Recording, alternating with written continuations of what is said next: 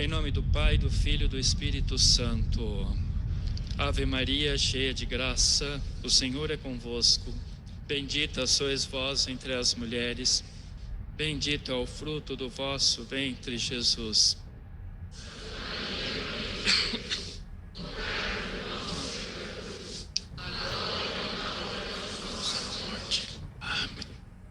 Irmãos e irmãs, sentemo-nos um instante. O amor não é amado. O amor continua não sendo amado. Gritava São Francisco de Assis e chorava pelo Vale de Assis e pelas cidades aos redores. O amor não é amado. Os corações esqueceram-se do meu Senhor, já não se importam mais com a sua dor, ofendem e não se dão conta mais dos seus mandamentos. Era o tempo de São Francisco de Assis. Imaginemos no tempo de hoje. Francisco de Assis, ele é o fundador de toda a família franciscana. Vocês já ouviram falar, os franciscanos menores, os conventuais, os capuchinhos, depois a TOR, terceira ordem regular, que todas detêm a mesma regra franciscana, e depois a UFS, que é aos leigos, aos casados e aos consagrados. Meus queridos irmãos e irmãs, São Francisco de Assis, ele era conhecido e é conhecido como o seráfico pai de toda a ordem franciscana. E por que esse nome seráfico? Seráfico vem dos anjos, os serafins. Aquele que no Monte Alverne foi impresso, recebeu as chagas de Cristo.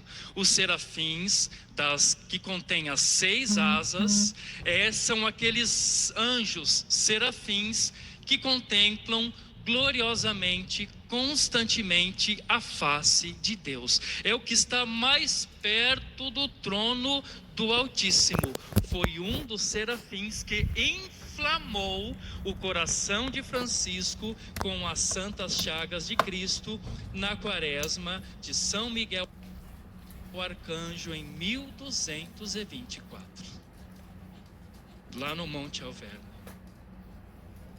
Portanto, meus irmãos, serafins significa aqueles que amam verdadeiramente, adoram verdadeiramente e contemplam a face de Deus. Por isso, Francisco de Assis é conhecido como o pai seráfico, aquele que vive pegando fogo de amor, pegando fogo de paixão por nosso Senhor Jesus Cristo. Os relatos antigos dos frades que estão nas regras e nos escritos, está lá escrito que, segundo os seus testemunhos, às vezes no meio das florestas e do campo, viam um fogo pegando em algum eremitério, um fogo incandescente que iluminava as grutas, um canto das florestas. Era Francisco e Clara em oração ardorosamente de amor no encontro com nosso Senhor Jesus Cristo. E nós precisamos pedir a Deus essa graça de sermos transformados pelo fogo do Espírito Santo, desse amor de Cristo, desse amor que configurou Francisco de Assis a ser chamado o outro Cristo sobre a terra. Depois da ressurreição de Jesus, 1200 anos depois, São Francisco de Assis foi o primeiro santo que recebeu as chagas de nosso Senhor.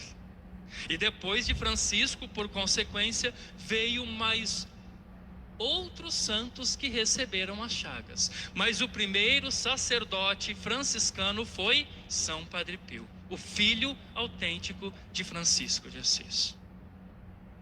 Portanto, ele é considerado o Cristo sobre a terra, O outro Cristo, a sua humildade, aquele que vivia pegando fogo de amor por nosso Senhor, porque ele amava, mas os corações dos homens e das mulheres não mais amavam o Senhor. Por isso ele vivia chorando pelo vale de Assis, diante das ofensas dos vossos filhos. E Francisco de Assis nós conhecemos como o santo dos animaizinhos, ou o protetor da ecologia. Olha, meus irmãos, é muito mais do que isso.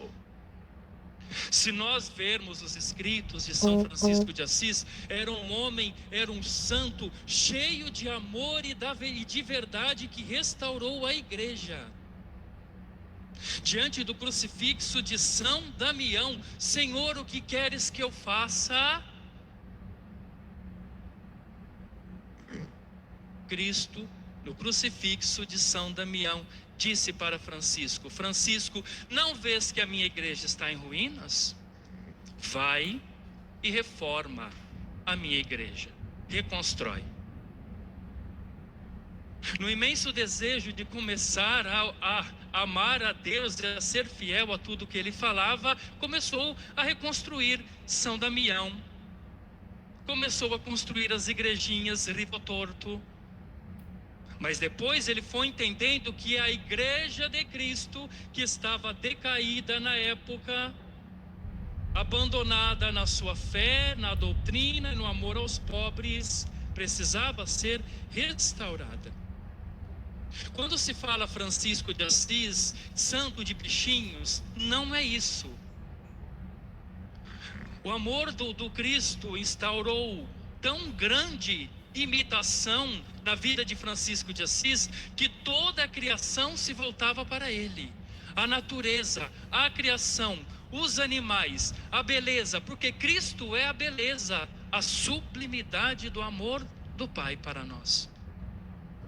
Por isso toda a criação se aproximava de Francisco. Mas não essa visão: vamos dar bênçãos para os animais no dia de São Francisco, santo da ecologia, roguemos por ele para que proteja a ecologia das queimadas. Não é isso. Nos escritos de Francisco diz lá: podem queimar as florestas, que no entanto salve uma alma. E aí, como é que fica? O que é mais importante para Deus? A alma ou essa realidade deturpada que estamos vivendo hoje? Não é que a criação não exija cuidados,